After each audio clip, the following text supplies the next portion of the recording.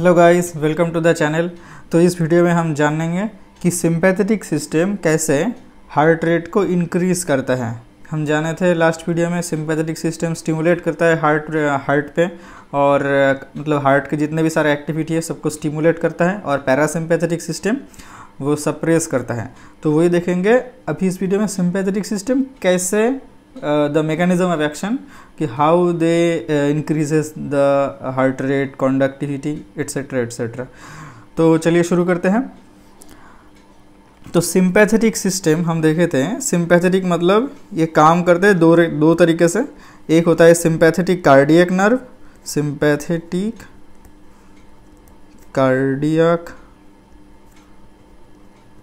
Cardiac nerves, और दूसरा था सर्कुलेटिंग कैटेकोलामिन्स, जिनमें से सर्कुलेटिंग कैटेकोलामिन से एड्रीनलिन ना, एड्रीनलिन। तो एड्रीनलिन जो है ये एक हार्मोन की तरह भी काम कर सकता है और एक न्यूरोट्रांसमीटर की तरह भी काम कर सकता है। न्यूरोट्रांसमीटर की तरह काम करेगा तो सिंपैथेटिक कार्डियक नर्व पे काम करेगा, और अगर सर्कुलेशन से आएगा तो मतलब वो एज अ हार्मोन काम करता है, मतलब ये एज अ हार्मोन काम कर सकता है। लेकिन एज अ हार्मोन भी जो इफेक्ट दिखाता है वो सिंपैथेटिक एक्टिविटी के अनुकूल होता है, मतलब अनुरूप होता है वही। तो हम जाने थे कि एड्रेनालिन कहाँ कहाँ से प्रोड्यूस हो सकता है। एक तो सिंपैथेटिक नर्व एंडिंग्स पे, जब वो हमारा न्यूरोट्रांसमीटर के हिसाब से काम करेगा। लेकिन सिंपैथेटिक कार्डियक नर्व्स के मेन न्यूरोट्रांसमीटर है नॉर एड्रेनालिन, ठीक है। और एड्रेनालिन है सेकेंड, मतलब सेकेंड इम्पॉर्टेंट, उतना भी इम्पॉर्टेंट नहीं है जितना नॉर एड्रेनालिन इम्पॉर्टेंट है एज अ न्यूरोट्रांसमीटर। लेकिन एड्रेनालिन और एक दूसरी जगह से प्रोड्यूस होता है जो होता है सुप्रारेनल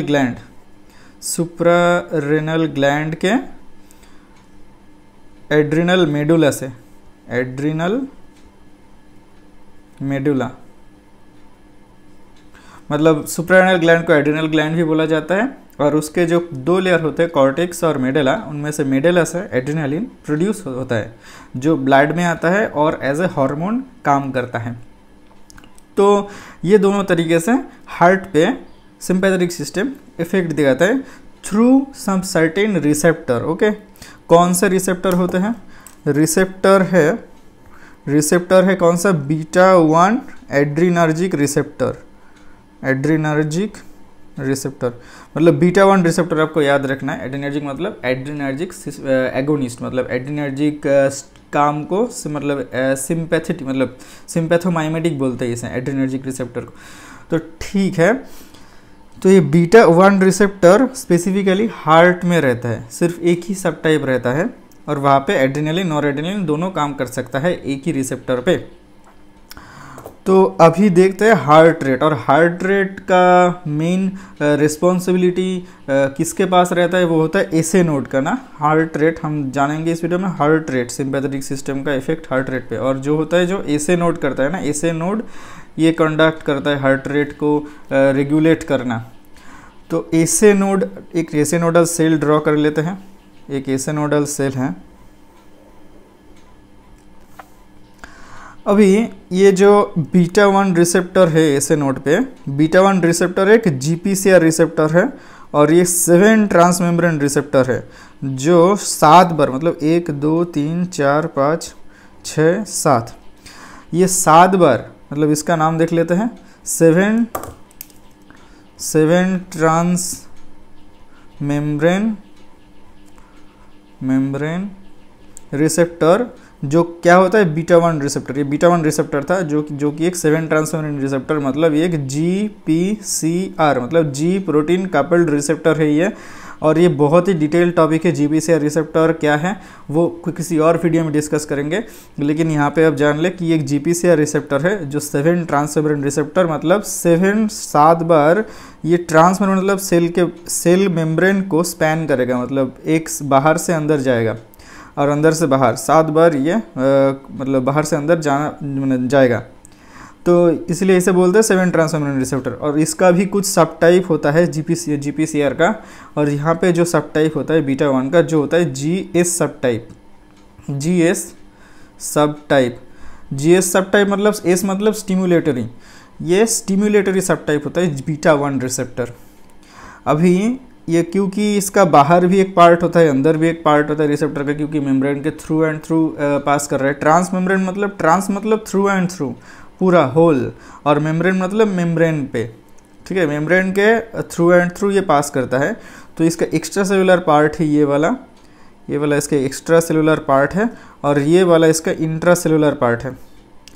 अभी एक्स्ट्रा सेलुलर पार्ट पे क्या, ऑब्वियसली एड्रीनलिन बाइंड होगा, यहाँ पे एड्रीनलिन, नॉर एड्रीनलिन, ये सब बाइंड होगा। ये लाइगैंड बाइंडिंग साइट है, ये एड्रीनलिन या फिर नॉर एड्रीनलिन, ये दोनों में से कोई एक बाइंड हो सकता है यहाँ पे बीटा 1 रिसेप्टर पे। अभी जब बीटा 1 रिसेप्टर के बाहर कुछ अटैच होगा, उसके बाद कुछ अंदर इफेक्ट आएगा। अभी एक जब देख लेते हैं, जब बाइंड नहीं होता है, जब ये रेस्टिंग करता है ये रिसेप्टर, तो मतलब सेल में जब एड्रीनलिन नॉरएड्रेनालिन कोई लाइगैंड बाइंड नहीं हुआ है, तो रेस्टिंग स्टेट में इसका स्ट्रक्चर कैसा होता है। इंट्रासेलुलर पार्ट पे इसका 3 सब यूनिट रहता है, एक अल्फ़ा, एक बीटा और एक गामा। अल्फ़ा, बीटा और गामा। और ये जो सब टाइप है GS, ये अल्फ़ा के ऊपर डिपेंड करता है, और बीटा और गामा सेम रहता है। अभी ये अल्फ़ा का स्टिमुलेटरी सब टाइप होगा, तो वो GPCR टाइप, GS टाइप होगा, स्टिमुलेटरी हो जाएगा। तो यही यहाँ पे अल्फ़ा सब टाइप है यहाँ पे। अभी इंटरेस्टिंग स्टेट में ये अल्फ़ा सब टाइप के साथ और एक मॉलिक्यूल अटैच रहता है, जो होता है GDP। रेस्टिंग स्टेट में, हाँ, रेस्टिंग स्टेट में ऐसा स्ट्रक्चर रहता है ये GPCR सिस्टम का।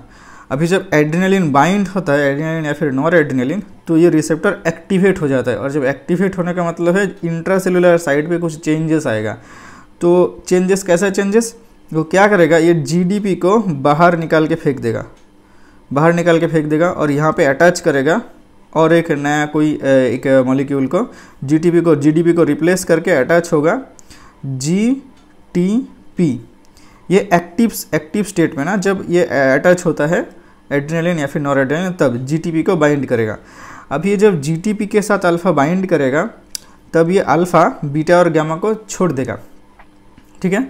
उसके बाद क्या करेगा, अल्फ़ा स्टिमुलेटरी सब टाइप और GTP अलग हो जाएगा। और ये क्या करेगा, उसके बाद सेल मेम्ब्रेन पे और एक एंजाइम रहता है जिसका नाम है एडिनाइलाइल साइक्लेज, मतलब एडिनाइलाइल साइक्लेज, ठीक है। तो एडिनाइलाइल साइक्लेज है, ये स्टिमुलेट हो जाएगा। इसके बाद एक स्टिमुलेट मतलब बाद में होगा, पहले ये अटैच होगा, अल्फ़ा यहाँ पे जा कर के अटैच होगा इसके साथ। यहाँ पे बाइंडिंग साइट रहता है अल्फ़ा GTP का, तो ये एडिनाइलाइल साइक्लेज के साथ ये बाइंड हो जाएगा, और बाइंड होने के बाद ये एक्टिव हो जाता है। एक्टिव होने के बाद ये क्या करेगा, एडिनाइलाइल साइक्लेज ये ATP को, सेल के अंदर जो ATP रहता है उसको साइक्लिक AMP में कन्वर्ट करेगा, साइक्लिक AMP। उसके बाद एक्टिवेट करता है cyclic AMP dependent protein kinase A, ऐसा दिखता है मान लो, और एक एंजाइम है ये cyclic AMP dependent protein kinase A। Cyclic AMP dependent protein kinase A जब एक्टिवेट होता है, ये भी एक एंजाइम है, और जो काइनेज जो सब एंजाइम होते हैं, वो काइनेज मतलब होता है कि वो फॉस्फेट को ट्रांसफ़र करता है, कोई ग्रुप के साथ अटैच करता है, कोई एक लाइगैंड मॉलिक्यूल के साथ फॉस्फेट अटैच कर सकता है, वो होता है काइनेज एंजाइम। जब बायोकेमिस्ट्री पढ़ेंगे तब जानेंगे। तो ये क्या करेगा, किसके साथ ये अटैच करेगा फॉस्फेट, वो होता है सेल के अंदर जो कैल्शियम चैनल होता है, कैल्शियम चैनल, इसके साथ फॉस्फेट अटैच करता है। फॉस्फेट, अगर ये फॉस्फेट अटैच करता है तो ये एक्टिवेट हो जाता है, ये वाला भी, मतलब एक्टिवेट मतलब ये चैनल ओपन हो जाता है। अभी ये चैनल ओपन होने के बाद कैल्शियम का मूवमेंट होगा। कैल्शियम बाहर ज़्यादा रहता है, अंदर कम रहता है, कैल्शियम का कॉन्सेंट्रेशन बाहर ज़्यादा है, तो इसीलिए बाहर से अंदर कैल्शियम मूव करेगा। अभी कैल्शियम मूव करने के बाद क्या होगा, देखो ये कैल्शियम जो है एक पॉजिटिव चार्ज है। तो हम देखे थे कि कैल्शियम जो हमारा एसे नोड का जो एक्शन पोटेंशियल था कुछ ऐसा था, ये था प्री पोटेंशियल उसके बाद डीपोलराइजेशन था, उसके बाद रीपोलराइजेशन था।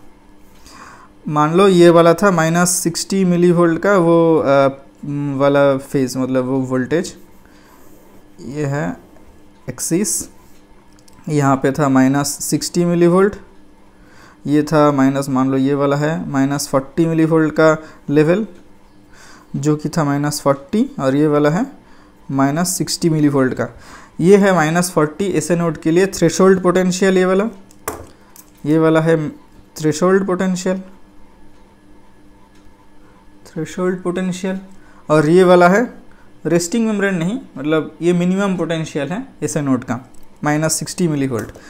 तो जब ये -60 मिली वोल्ट से -40 मिली वोल्ट में जाता है, ये देखे थे हम प्री पोटेंशियल फेज, ये वाला ना, तो ये कुछ, और ये ड्यूरेशन का कर्व है, मतलब ड्यूरेशन का एक्सिस है, ये वाला एक्स एक्सिस ड्यूरेशन का है। उसके बाद क्या होता है, फिर से यहाँ पे आने के बाद, ये वाला ज़्यादा ड्रॉ कर दिया, उसके बाद फिर से मतलब ये फानी, मतलब जो लीकी सोडियम चैनल के कारण जो प्री पोटेंशियल फेज होता है वही वाला ऐसे एक्सटेंड होगा। जब ये -40 मिली वोल्ट पे पहुँचेगा और एक डीपोलराइजेशन होगा, और फिर से रीपोलराइजेशन, फिर से ऐसे करते करते करते करते करते करते ये वाला और एक एक्शन पोटेंशियल जनरेट करेगा, और एक ये हो गया हमारा 3 एक्शन पोटेंशियल हम कर्व ड्रॉ कर लिए ऐसे नोड का। तो कोई एक सर्टेन अमाउंट ऑफ टाइम के गैप पे एक एक्शन पोटेंशियल होता है, और वो हम देखे थे 0.8 सेकेंड था ना, ये जो डिपोलराइजेशन फेज़ है और ये जो डिपोलराइजेशन फेज़ है, इसके बीच का ड्यूरेशन कितना था, 0.8 सेकेंड था। तो देखो 0.8 सेकेंड, 0.8 सेकेंड, 0.8 सेकेंड, मतलब ये 2.4 सेकेंड के अंदर 3 एक्शन पोटेंशियल जनरेट हो गया। अभी सेल के अंदर क्योंकि हम एड्रेनालिन के वजह से कैल्शियम अंदर घुस गया है, मतलब एक्स्ट्रा केटायंस, कैल्शियम एक केटायन है, केटायन अगर अंदर घुस जाएगा सेल मेम्ब्रेन का जो नेगेटिविटी वो डिक्रीज हो जाएगा।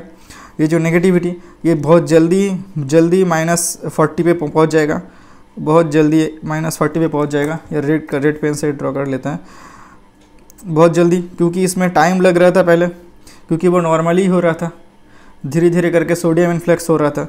अभी सोडियम के साथ कैल्शियम भी इन्फ्लक्स हो रहा है, वो हेल्प कर रहा है -40 मिली वोल्ट में जल्दी पहुंचने के लिए।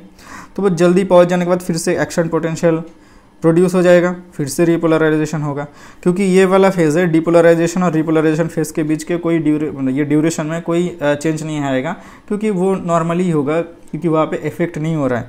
इफेक्ट हो रहा है, देखो -60 से -40 मिली वोल्ट पहुँचने के लिए जो टाइम लगता है वो टाइम अभी बहुत कम लग रहा है, पहले ज़्यादा लग रहा था, अभी कैल्शियम हेल्प कर रहा है, इसलिए जल्दी -40 मिली वोल्ट पर पहुँच जा रहा है।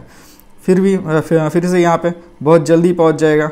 देखो ये स्लोप जो है, स्लोप देखो इंक्रीज़ हो गया, स्लोप इंक्रीज़ हो गया। ये मान लो -30 डिग्री था, ये 45 डिग्री हो गया, 45 डिग्री हो गया।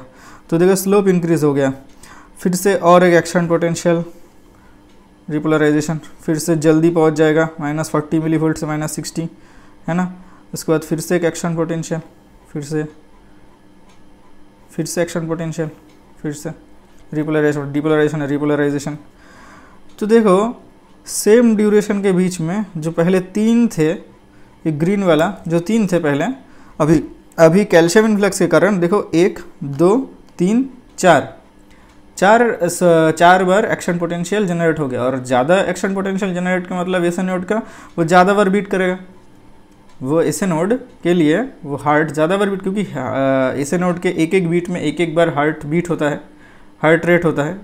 तो 4 हार्ट रेट जहाँ पे मतलब 3 बार बीट कर रहा था, वहाँ पे अभी 4 बार बीट कर रहा है, तो मतलब हार्ट बीट बढ़ गया है। तो एक्चुअली हम तो फाइनली क्या देखे हम, ये जो एड्रेनालिन है, ये एक्चुअली बेसिकली क्या काम कर रहा है, ये काम कर रहा है ये प्री पोटेंशियल वाला फेज़ में, ये वाला फेज़ का ड्यूरेशन कम कर दे रहा है, ठीक है ना। इसका स्लोप इंक्रीज कर दे रहा है, प्री पोटेंशियल का स्लोप। तो एड्रेनालिन क्या काम करता है, एड्रेनालिन या फिर सिंपैथेटिक सिस्टम, नॉर एड्रेनालिन भी सेम काम करेगा, क्योंकि वो भी बीटा-1 रिसेप्टर पे काम करता है। तो ये क्या करता है, increases the slope of pre potential और ऐसे ये जो है हमारा इंक्रीज़ करता है हार्ट रेट को।